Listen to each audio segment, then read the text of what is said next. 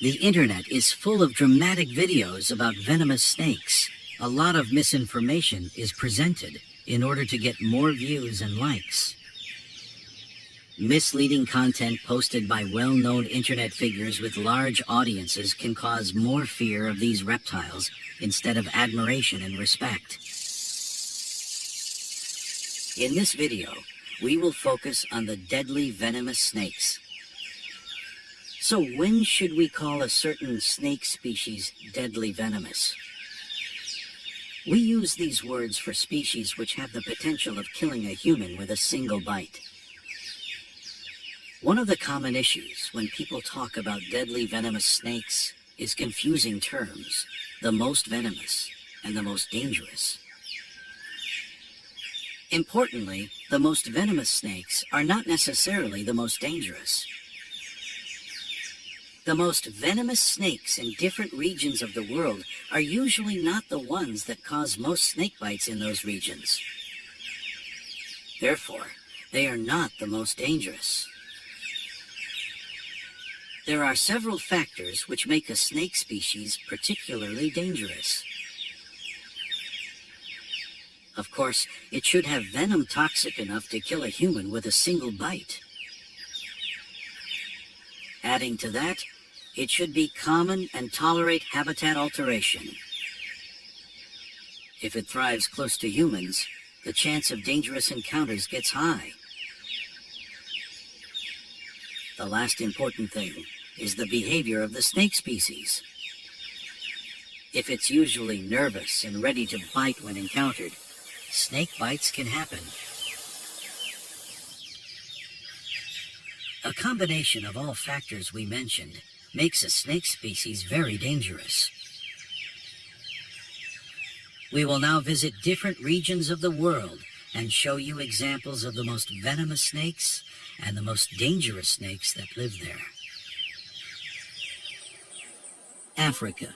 The continent is famous for its large and deadly venomous snakes.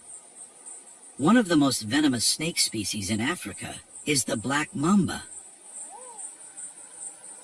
Many people tell stories about black mambas which chased someone and were very aggressive without any provocation.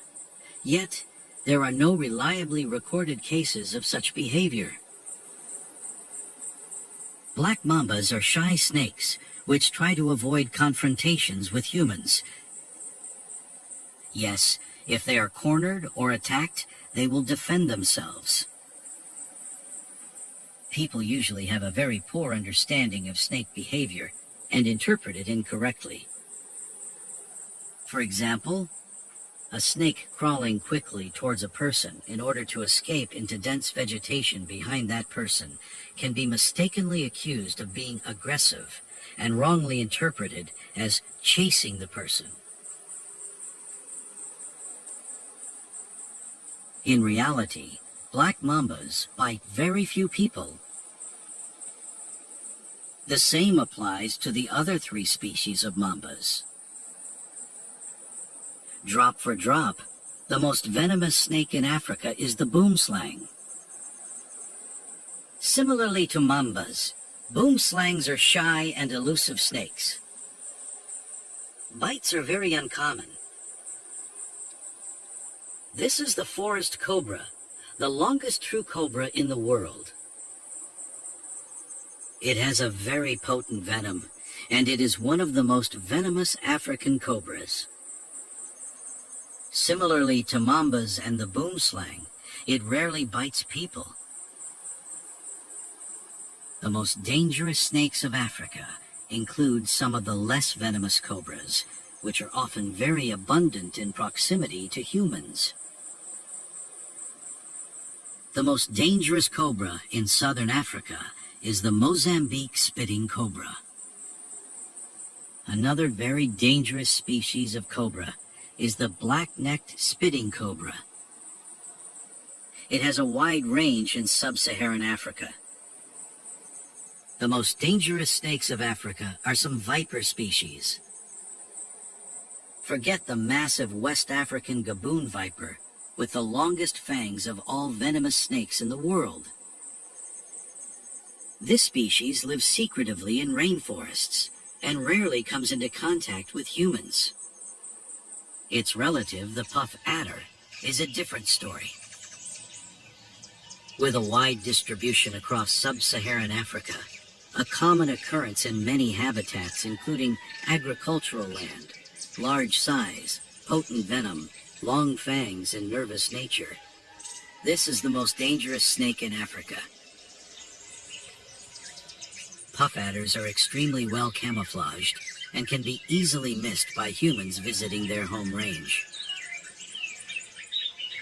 If they feel threatened, they strike with amazing speed and power. Africa also has several species of carpet vipers, which are often very common in certain regions and have very potent venom. Despite their small size, they definitely belong to the most dangerous snakes in Africa.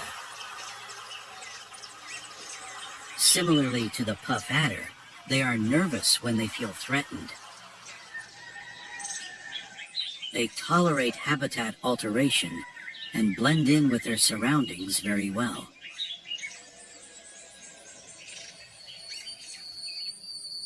Asia is home to the longest venomous snake in the world, the king cobra.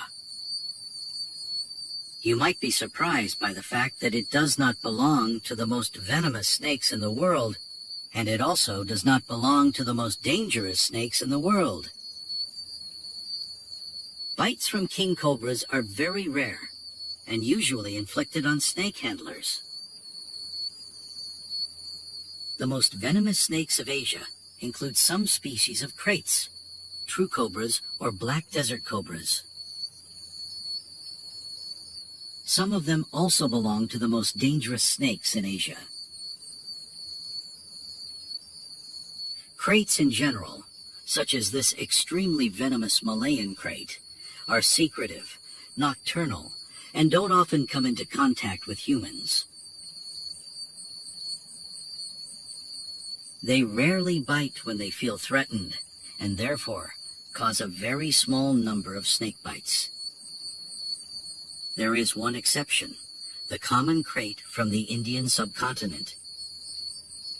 It often lives in areas with a high human population, and accidental bites happen when people sleep outside or don't close their doors properly. They can also step on the snake when walking after dark with no light. The most dangerous cobra species in Asia is probably the Indian cobra, also called the spectacled cobra. It is a very common species which thrives in agricultural land and even urban landscapes.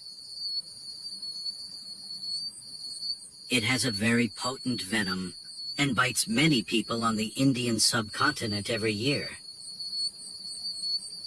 The monocled cobra is the most medically important cobra species in Southeast Asia. When it comes to vipers in Asia, some of the most venomous species also belong to the most dangerous ones. The most dangerous snake species in Asia, and probably the whole world, is the Russell's viper. These vipers are perfectly camouflaged and very common in the highly populated Indian subcontinent. They are unpredictable and strike with incredible speed when they feel in danger. It is important to mention a few other medically significant species of vipers. The saw-scaled viper is locally common, has a very toxic venom and a nervous nature. The hump-nosed pit viper bites many people in southern India, and the Malayan pit viper is a serious threat to people working in agricultural land in Southeast Asia. Snake faunas of North America and South America are quite similar, with venomous snakes represented mainly by coral snakes and pit vipers. Coral snakes are a very diverse group of elapid snakes. Their venom is usually very potent but they rarely grow larger than 1 meter, and encounters with humans are quite rare. Most bites happen when people handle these snakes. Coral snakes usually don't live close to humans. The Americas have a high diversity of pit vipers. The third longest venomous snake in the world, the South American bushmaster, has a potent venom and large quantities of it, but it rarely comes into contact with humans.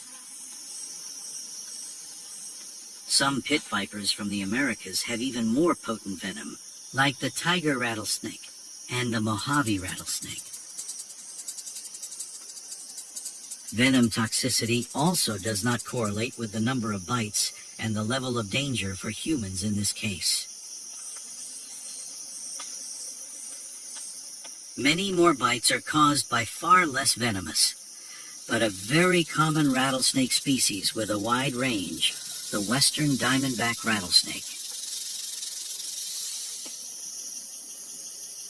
The most dangerous snakes of the Americas are almost certainly 2 species of American lanceheads, the terciopelo and the common lancehead. Often mistakenly called the fer de lance, both species are very common in their range and cause many bites. They thrive in proximity to humans thanks to the abundance of small mammals.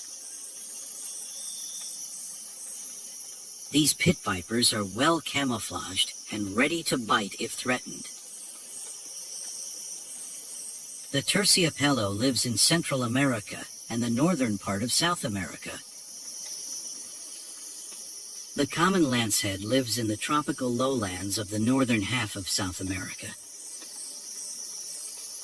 The last continent we visit is Australia. It is famous for being inhabited by many extremely venomous snakes. Most of them would not be considered very dangerous, as they don't bite many people.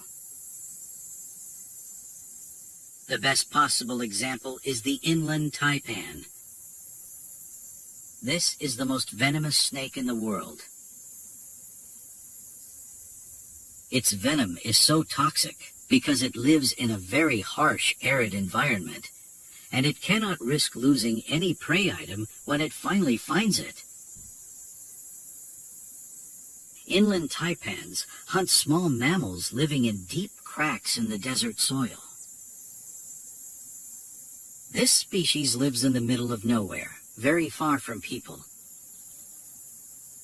The chance of being bitten by it is pretty much zero. In contrast to the inland taipan stands the eastern brown snake, the second most venomous snake on our planet. This species has a wide range in the eastern part of Australia and tolerates habitat alteration.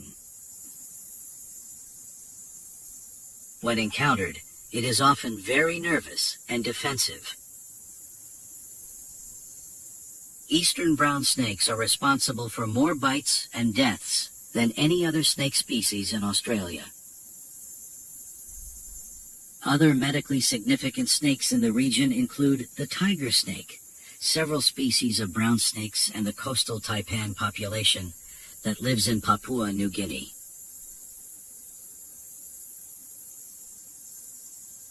It is important to know that the overall number of bites in Australia and surrounding islands is much smaller than in Asia, Africa, or the Americas. Many highly venomous species, like the common death adder, Stevens banded snake, Highland copperhead, or the rough-scaled snake, cause very few bites. There are also only very few deaths per year in Australia, thanks to efficient healthcare and free antivenom easily available for everyone.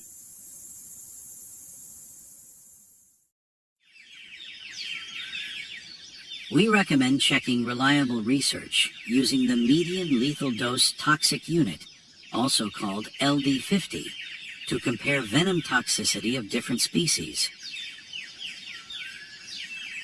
The value of LD50 for a substance is the dose required to kill half the members of a tested population after a specified test duration.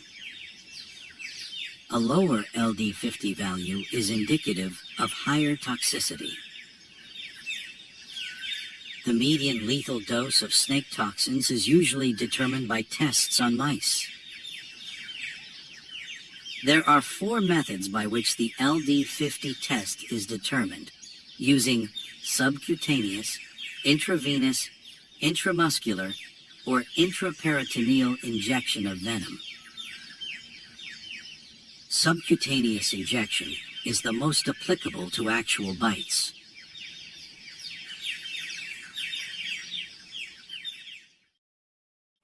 You just finished watching a video created by The Living Zoology. Thank you. I'm Maciej. And I'm Zuzana. We are a married couple from the Czech Republic and the only 2 people creating videos for this channel. We founded the Living Zoology Film Studio in 2014 during our studies of zoology. I'm a doctor of zoology. And I have a master's degree in zoology and also in the education of biology. We both love nature and wild animals. Filming wildlife and education is the main goal of the Living Zoology YouTube channel. We mostly focus our activities on snakes. Why? Because they belong to the most misunderstood animals on our planet. Most of our time, money, and energy goes into traveling the world in search of snakes. We aim to film the natural history footage. It was never our goal to show ourselves in front of the camera. Nature can speak for itself in most of our videos. There is a long process behind each episode you watch on our channel. We carefully plan our trips, then we work very hard during the days and nights in order to find snakes in rainforests, savannas, or deserts. A huge part of our work is done at home, on the computer. It is me who edits and presents all our footage on YouTube and social media. If you like our mission, you can join those who already support our channel as members. There are 3 levels of support to choose from. Your monthly support will help us to continue creating high-quality content. Another option is to buy our merchandise. Thank you to those who already support us. We really appreciate it.